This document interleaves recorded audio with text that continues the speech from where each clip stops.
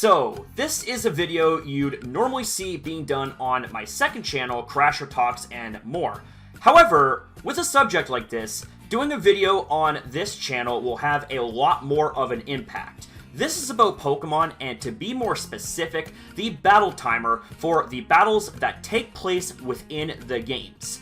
For a brief recap, in Pokemon Let's Go Pikachu and Eevee, there was a battle timer for 6 vs 6 battles that was 20 minutes at max. You would think 20 minutes would maybe be enough, yes? Well, not really, and here's why. Because when it comes to the art of competitive battling, it is something that should not be rushed or on a small time limit. Take Pokemon Showdown as an instance of this. You get to have said battles for as long as it's truly needed until an outcome takes place via a defeat or forfeit. When it comes to those battles, you have many options to go off of in comparison to actual in-game battles in the main game series. When it comes to choosing moves and executing them, you have 60 seconds to make that move selection, and there is also the animation of said moves that also take up time. So, with that said so far, that 20 minutes seems like a lot less than what it already is. And we're just getting started here. I can understand that Game Freak / ILCA were probably catering to 3v3 or even 4v4 when coming up with a reasonable time for the timer, but they did not take into consideration that many players actually play 6v6, and in that case, 20 minutes is hardly enough. A way they can cater to players of all formats would be to introduce options for the time limit of the battles. Think Super Smash Bros. Ultimate. For all the complaints about their netcode, they actually provide a plethora of options when it comes to battles, including online battles. And that's just the thing.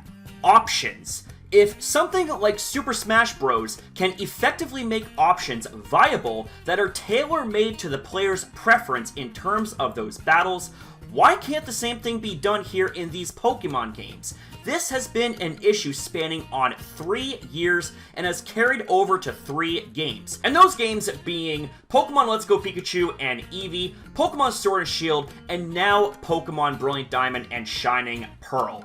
Is it really that difficult to give us Pokemon fans more options for competitive play? I understand that ILCA are the ones who developed Pokemon Brilliant Diamond and Shining Pearl, but they were done under the leadership of Game Freak.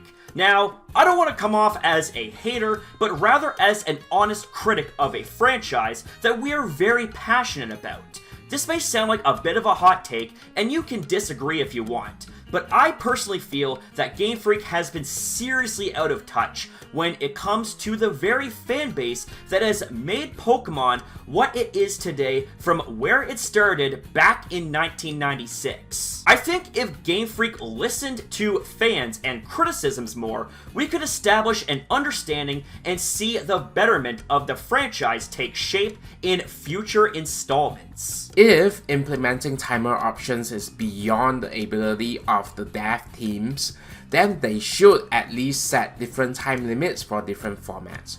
It absolutely makes no sense in having the same time limit for a 3v3 battle and a full-on 6v6 battle. And one more thing I'd like to add in here is this. The 20-minute time limit, with everything mentioned here so far, actually favors stall-type battles more. You could easily spam bulky Pokemon with recovery moves to the point where the time limit expires, and you win because of a technicality thanks to having healthier Pokemon when the true battle is far from over. So tell me, Game Freak, does that sound fun to you? Does it sound like something your loyal fans would want in their games they pay hard-earned money for? Thank you all very much for hearing us out, and please leave your feedback in the comments down below. Have a good day or night, and we'll see you again.